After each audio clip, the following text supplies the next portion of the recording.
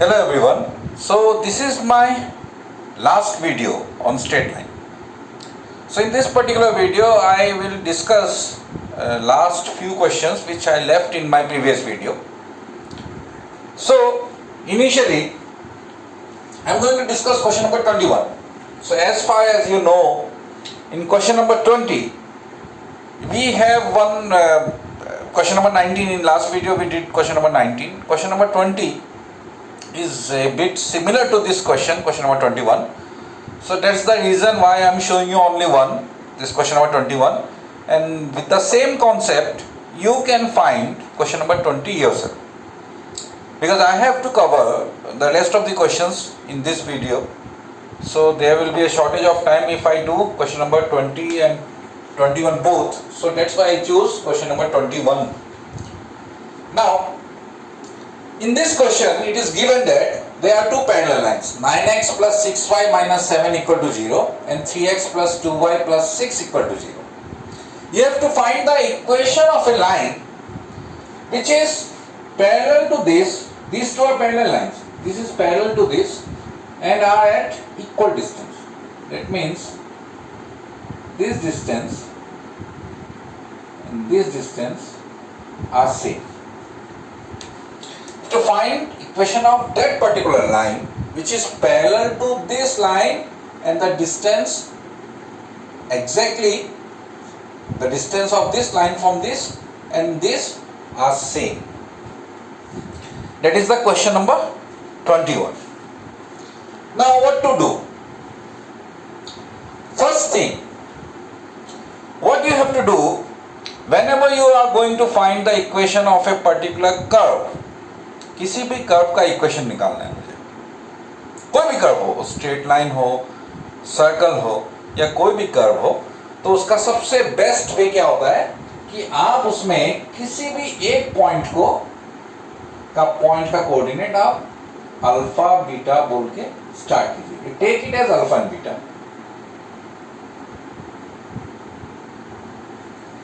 Alpha and beta. और उसके बाद में whatever condition given in the question, मतलब क्वेश्चन में कुछ कंडीशन दिया होगा. जैसे इस क्वेश्चन में बोला है कि इस लाइन का डिस्टेंस इस लाइन से और इस लाइन का डिस्टेंस इस लाइन से इक्वल है, तो डिस्टेंस इक्वल है, वो एक कंडीशन है. क्वेश्चन नंबर 20 में कुछ और कंडीशन दिया, तो आपको वो चीज उस कंडीशन में बिठाना है, इस कंडीशन में इक्वल बिठाना है.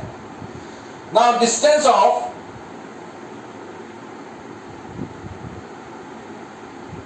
P alpha beta from 9x plus 6y minus 7 equal to 0 क्या होगा? What is its distance? So you remember how to find distance from a point to a line. Denominator root over. Instead of x, you put this x coordinate. So that is your 9 alpha. Instead of y, you put this y coordinate plus 6 beta minus 7 divided by, that will be in modulus, okay?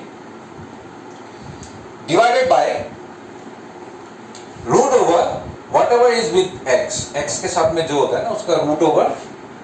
Next के साथ में क्या है 9 का square plus y के साथ में जो होगा उसका square. So 9 square is 81, 6 square is 36. So I think you know how to find. That will be 9 alpha minus 6 beta plus 6 beta minus 7 divided by 81 plus 36. 7 and here is 8, 3, 11. Root 1 also. Now distance of P alpha beta from 3x plus 2y plus 6 equal to 0 will be equal to similar procedure root over 3 square is 9. I can write 3 square here. 3 square plus 2 square. And instead of x, we'll put this alpha modulus 3 alpha plus, instead of y, we'll put beta 2 beta plus 6 modulus.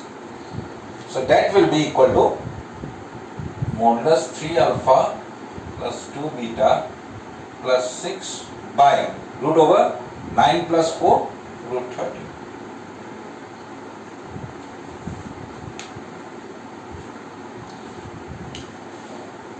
Now according to question,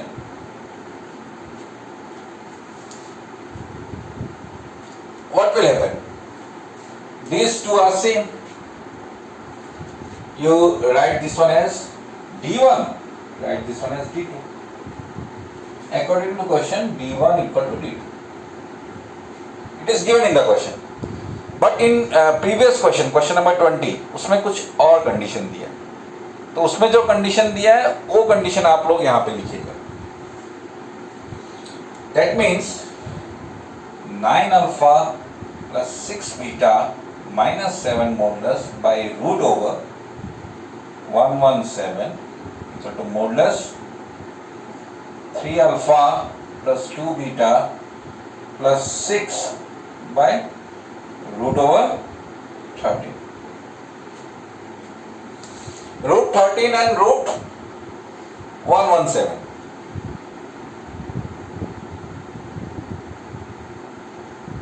So I think that will be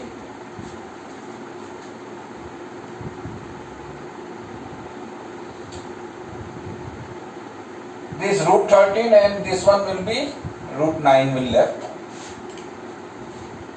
So that will be 9 alpha plus 6 beta minus 7. Root 9 is 3. 3 alpha plus 2 beta plus 6 by 1.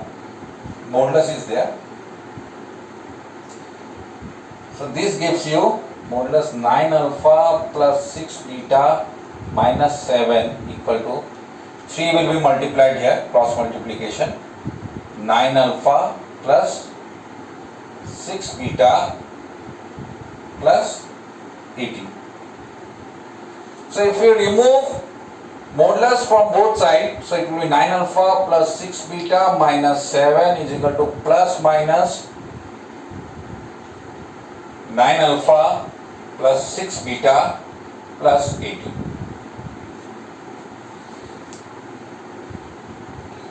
So once you take plus sign, once you take minus sign. So plus sign, if you take plus sign, so it will be something like this.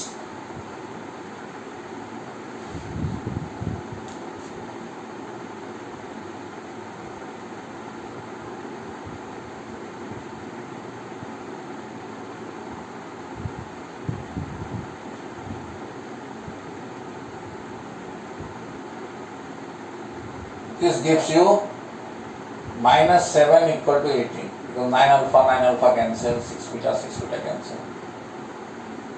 Absurd. So that means this condition is not going to come. Or 9 alpha plus 6 beta minus 7 is equal to minus 9 alpha plus 6 beta plus 18. So this gives you 9 alpha plus 6 beta minus 7 is equal to minus 9 alpha minus 6 beta minus 18. Everything will be to this side. So 9 alpha plus 9 alpha is 18 alpha. 6 beta plus 6 beta is 12 beta. Minus 7 minus 18 will be minus 25.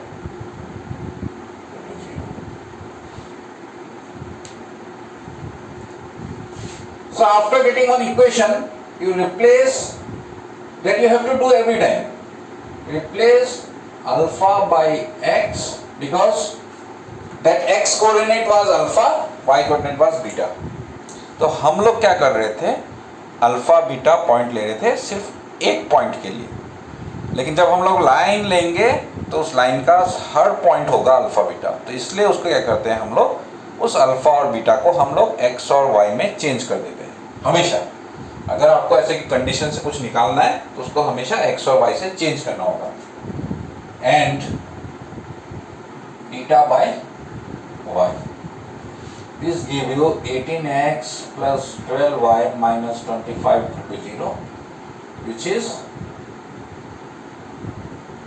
Equation of a straight line. क्यों straight line का equation है, ये मैंने आपको बताया था third exercise से पहले। Any equation of this form ax plus by minus plus c equal to 0, ऐसे फॉर्म में जितने भी होगा, जहां x वाला टर्म होगा एक, y वाला टर्म होगा एक और कांस्टेंट टर्म एक होगा, it always gives you equation of a straight line. तो ये हमेशा आपको स्ट्रेट लाइन का इक्वेशन मिलेगा। सो क्वेश्चन नंबर 20 में आपको यही करना है, you have to do the same manner, और उसको करने के बाद में आपको जो कंडीशन मिलने वाला है आफ्टर कैलकुलेशन, उस कंडीशन से ऐसा एक इक्वेशन मिलेगा जो ax plus by plus c form में होगा। आपको उसमें दिखाना है कि वो स्ट्रेट लाइन है, तो स्ट्रेट लाइन है मतलब वो जो सॉल्व करने के बाद में आएगा तो ऐसे वाले किसी एक फॉर्म में आने वाला है, यही आप लोगों को बताना है। So this is your question number 21। Will discuss question number 22।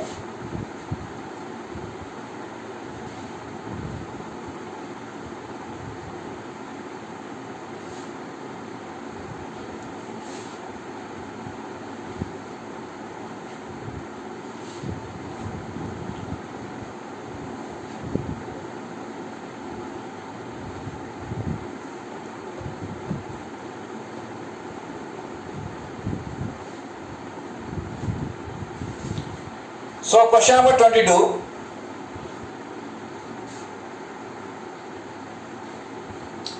it's an important question. A ray of light passing through the point 1, 2 reflects on x-axis. This is your x-axis.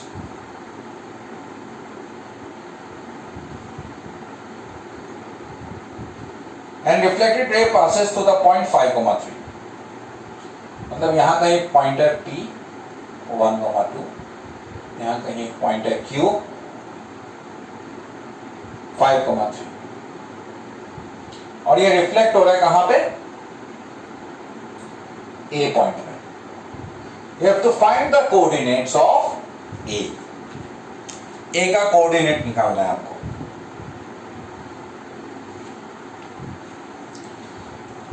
तो इसमें थोड़ा सा फिजिक्स है। What is this physics? This angles are always same. ये angle of incidence and angle of reflection are always equal. ये हमेशा equal होता है, you will get in your physics. इसका मतलब कि ये एंगल अगर थीटा है, ये एंगल भी थीटा है, ठीक है। अच्छा, अभी ये एंगल का तो हमारे साथ में कोई कनेक्शन नहीं है, मतलब अगर हमें कोऑर्डिनेट्स पता है तो ये एंगल से कोई मतलब नहीं है, because we know something about its slope. तो ये अगर थीटा हुआ, ये एंगल कितना होगा, 180 minus theta. So let AP makes theta angle with x-axis, हम लोग इसको बोलते हैं इंसिडेंट एंगल।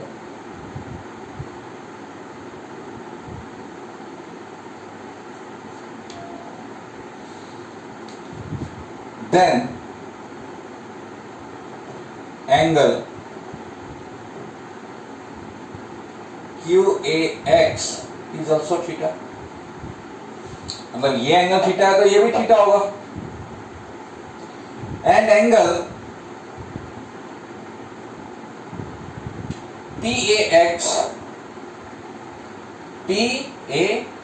ये पूरा होगा 180 minus theta. So slope of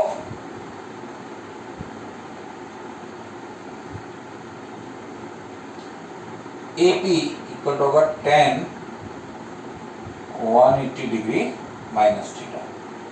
so 10 180 degree minus theta trigonometry में हमने सीखा था, that will be second quadrant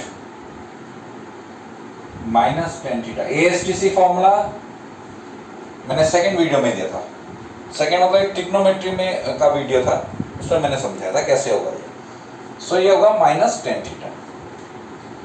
अब स्लोप ऑफ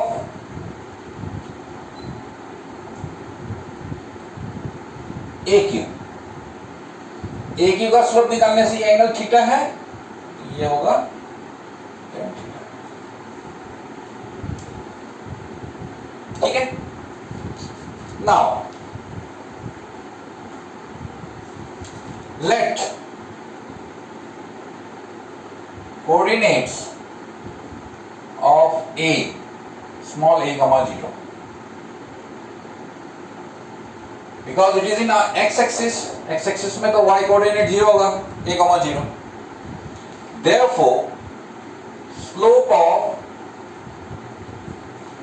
AB क्या होगा? 1 comma 2 a comma 0. y2 minus y1 means 2 minus 0 divided by 1 minus a. ये y2 minus y1 by x2 minus x1 अगर coordinates पता है तो हम लोग क्या कर सकते हैं, कोऑर्डिनेट्स अगर हमको पता है तो हम लोग उसका स्लोप निकाल सकते हैं इस फॉर्मूला से। ठीक है। And slope of AQ same यहां पे लगेगा। सो 3 minus 0 by 5 minus a, ये हो गया मेरा 2 by 1 minus a और ये मेरा होगा 3 by 5 minus a।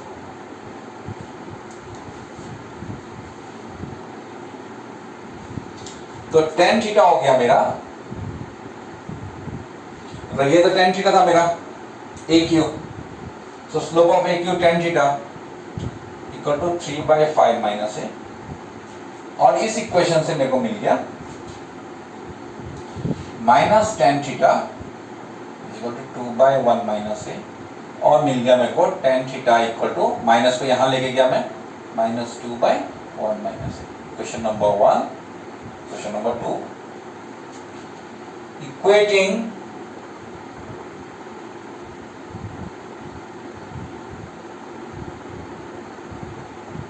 One and two, दोनों को इक्वेट किया। सो minus 2 by 1 minus a equal to 3 by 5 minus a। Solve करने से मेरे को a का वैल्यू मिलेगा, वही a का वैल्यू हमको चाहिए। आई think you can do it easily. ये कैलकुलेशन पार्ट आप लोग खुद कर सकते हैं, तो ये आप लोग खुद कीजिए। नाउ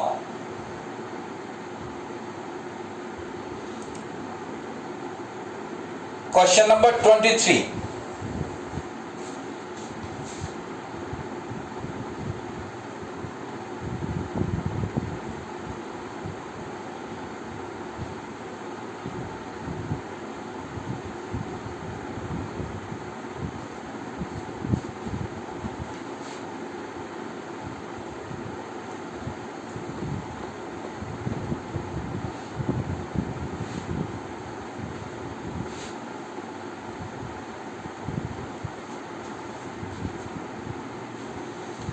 क्वेश्चन नंबर 23, एक लाइन का इक्वेशन दिया हुआ है। लाइन का इक्वेशन है x by a cos theta plus y by sine theta equal to 1, x by a cos theta plus y by b sine theta equal to 1, इस line का equation. और दो पॉइंट का कोऑर्डिनेट दिया हुआ है, एक पॉइंट दिया हुआ है रूट ए square minus B square comma 0, और दूसरा पॉइंट दिया हुआ है माइनस रूट ओवर ए square minus B square comma 0।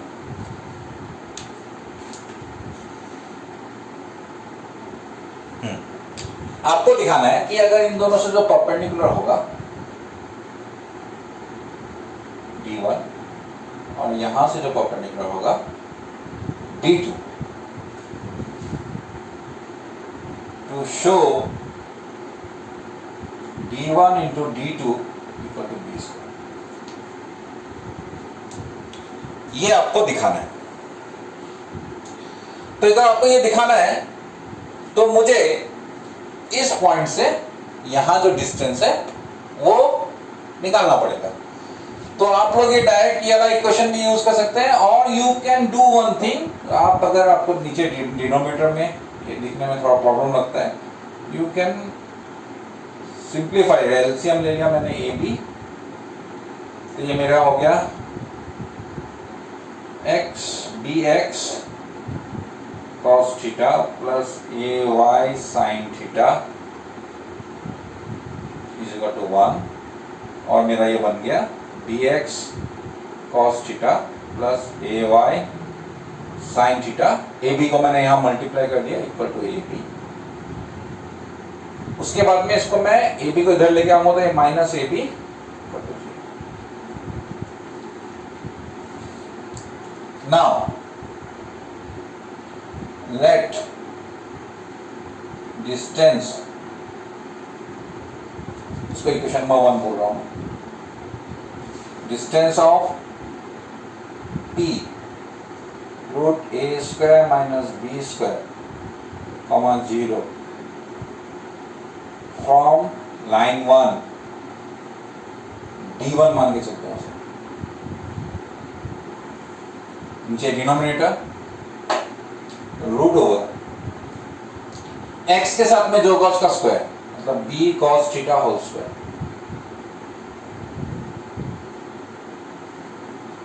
Plus y के साथ में जो होगा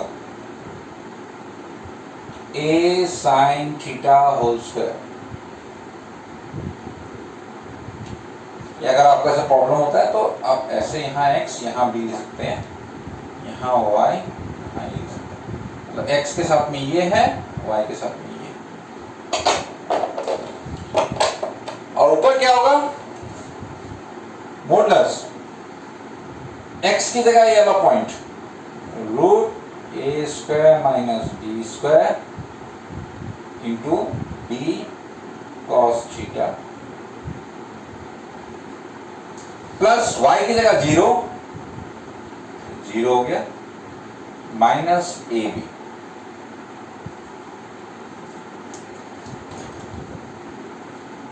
ठीक है, उसके बाद में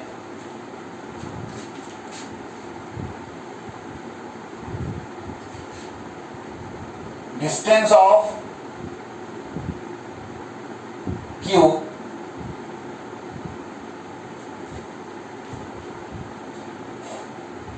minus root A square minus B square comma 0 from line 1, ये हो गया मेरा D2 is equal to, same procedure होगा root over B cos theta whole square plus A sine theta whole square, ऊपर में x की जगह अब ये वाला x कोऑर्डिनेट आएगा,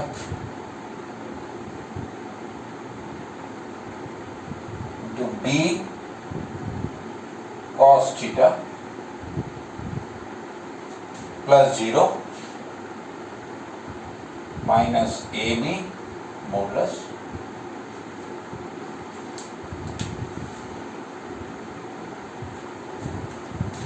नाउ d1 इंटू d2 निकालना है। केवल किस लिए?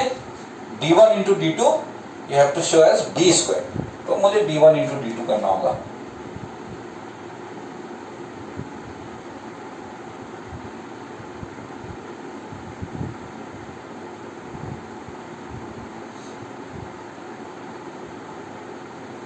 प्लस 0 में नहीं लिख रहा हूं, minus A B by root over d cos theta whole square और plus a sin theta whole square, ये d1 into modulus minus root a square minus b square d cos theta minus A B by root over b cos theta whole square plus a sin theta whole square. तो नीचे same quantity है, square root, so square root ये बन जाएगा, square हो जाएगा, तो वो स्क्वायर और स्क्वायर हट गया, तो b cos theta whole square plus a sin theta whole square. ये एक्चुअली स्क्वायर और इसका स्क्वायर रूट और इसका स्क्वायर रूट, ये दोनों मॉडुलस में है तो इसको मॉडुलस में रख लिया।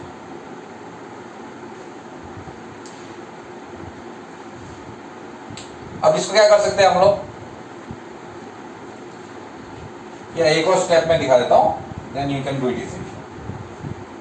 आप लोग इसको कर सकते हैं रूट ओवर ए square minus B square into B cos theta minus ए बी, और यहां से मैं माइनस कॉमन ले रहा हूं, ये दोनों टर्म से माइनस कॉमन ले रहा हूं, तो माइनस अगर मैंने कॉमन लिया तो ये मेरा बन जाएगा root over A square minus B square b cos theta plus a b.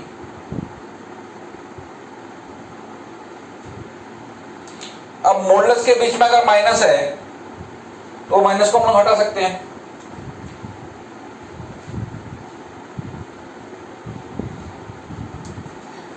अब ये a x plus y x minus y formula में है, तो ये मेरा हो जाएगा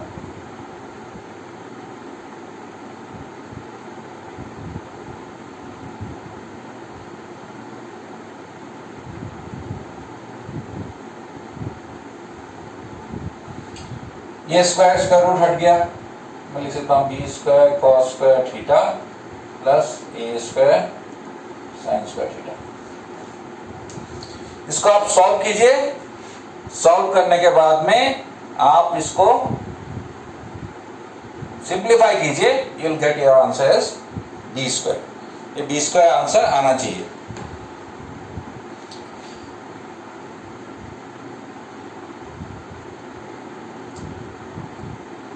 कैलकुलेशन पार्ट में आप लोगों के लिए छोड़ रहा हूं।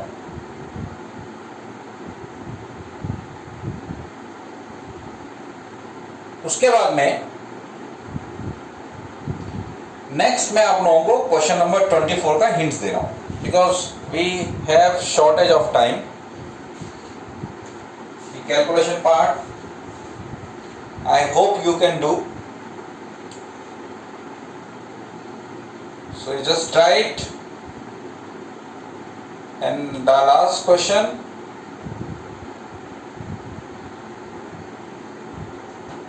this is very easy question. Question number 24. It's very easy question, but it looks very complicated. मतलब दिखने में complicated है, लेकिन है ये बहुत इजी क्वेश्चन। तो इसमें करना क्या है वो मैं आप लोगों को थोड़ा दिखाता हूं। अच्छा, ये जो क्वेश्चन में ये कैलकुलेशन पार्ट है ना, यहाँ थोड़ा सा ट्रिग्नोमेट्री का फॉर्मूला लगेगा, और इसमें वो वाला जो ट्रिग्नोमेट्री का फॉर्मूला लगेगा जो ऑलरेडी आप लोग क्लास 9-10 में सीख के आए हैं।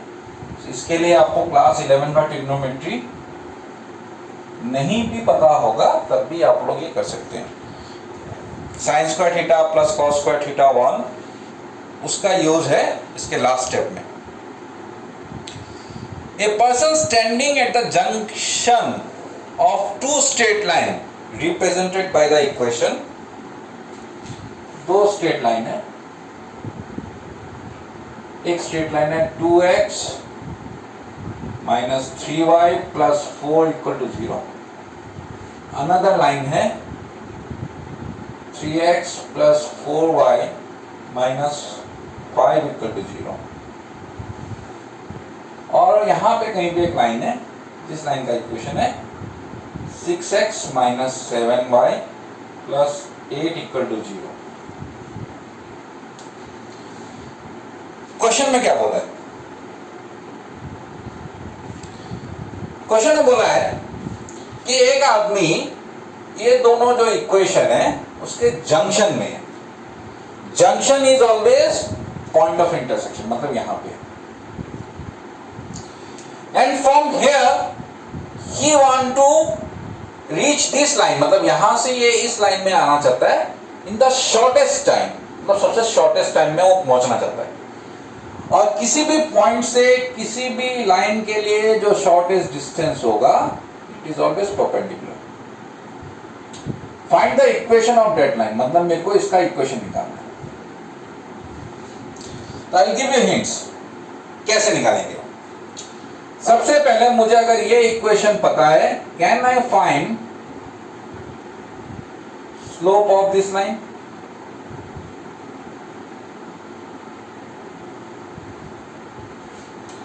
इसका स्लोप कैसे निकालना है वो मैंने ऑलरेडी सिखाया। इसका अगर स्लोप निकल गया तो किसका, इसका स्लोप निकाल सकते हैं कि नहीं, परपेंडिकुलर का। फाइंड स्लोप ऑफ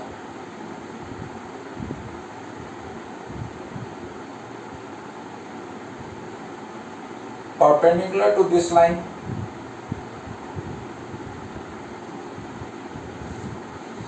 तो इस लाइन का स्लोप निकल गया, और ये मेरा इक्वेशन 1, ये मेरा equation number 2। Solving 1 and 2 gives point of intersection।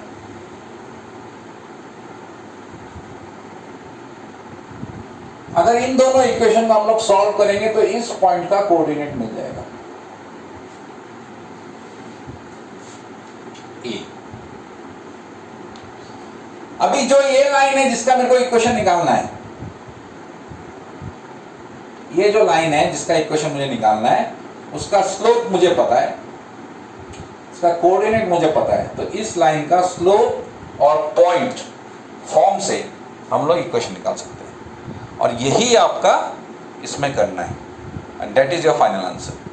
तो ये सिर्फ मैंने आपको हिंट्स दिया है how to proceed, and you are intelligent enough to proceed in this manner, and all these type of question we have done in our second exercise, and some of them we did in your third exercise also.